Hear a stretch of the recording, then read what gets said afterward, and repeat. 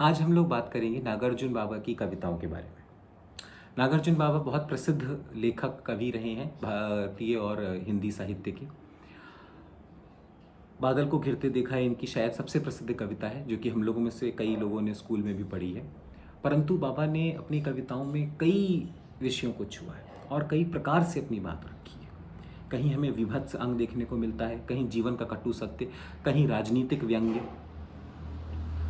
और प्राकृतिक सौंदर्य, एक बच्चों से खिलखिलाहट, एक खुशी छोटी छोटी चीज़ों के ऊपर। ये चीज़ें भी बाबा के लेखन में आपको देखने को मिलेंगी। तो जिस कविता के साथ हम सबसे पहले शुरू करेंगे उसका टाइटल है घिन तो नहीं आती है। इसमें बात हो रही है एक ऐसे कलकत्ता के भद्रलोक बाबू की, जो कि ट्राम के गलत डिब्बे में बैठ गया है।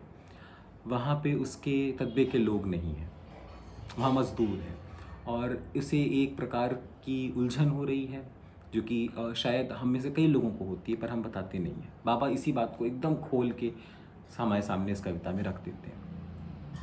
दूध सा धुला लिबास है तुम्हारा, निकले हो शायद चौरंगी की हवा खाने।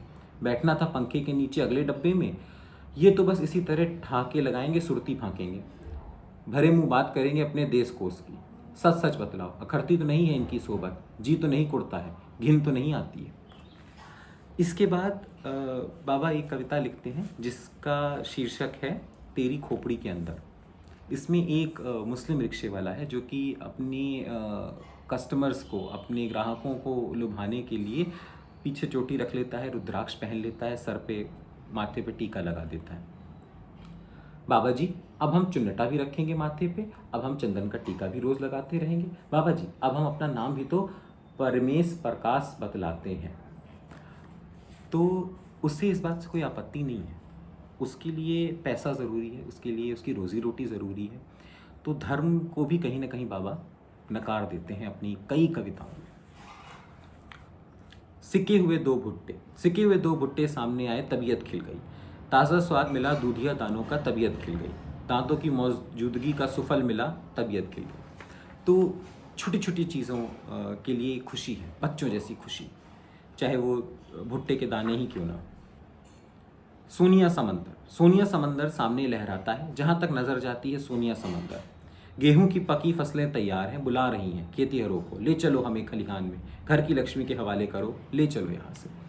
तो एक खुशी है भरा पूरा खेत देख के बाबा को, चाहे वो पहाड़ों की बर्फ़ हो, चाहे वो बादल हो, चाहे वो सन्नाटा पसरा हुआ हो। बाबा कहीं ना कहीं प्रकृति से बहुत ज़्यादा जुड़े हुए हैं अपनी लेखन में।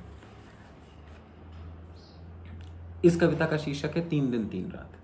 बस के अड्डों पर फौज रही तैनात, 3 दिन 3 रात। उड़ती रही अफवाहें, कटती रही हर बात, 3 दिन 3 रात। विखलती हुकूमत, चित्रित थे अधिकारी, 3 दिन 3 रात। ठप थी अदालतें, सस्ते थे वकील व मुख्तार, 3 दिन 3 रात।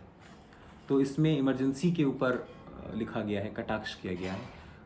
इंदिरा गांधी जी को बाबा ने कई जगह अपनी कविताओं में दोषी ठहराया है और ऐसी कई सारी बातें कही हैं जो कि शायद आज के समय में किसी भी लेखक, किसी भी कवि, किसी भी पत्रकार के लिए भी कहना मुश्किल होगा।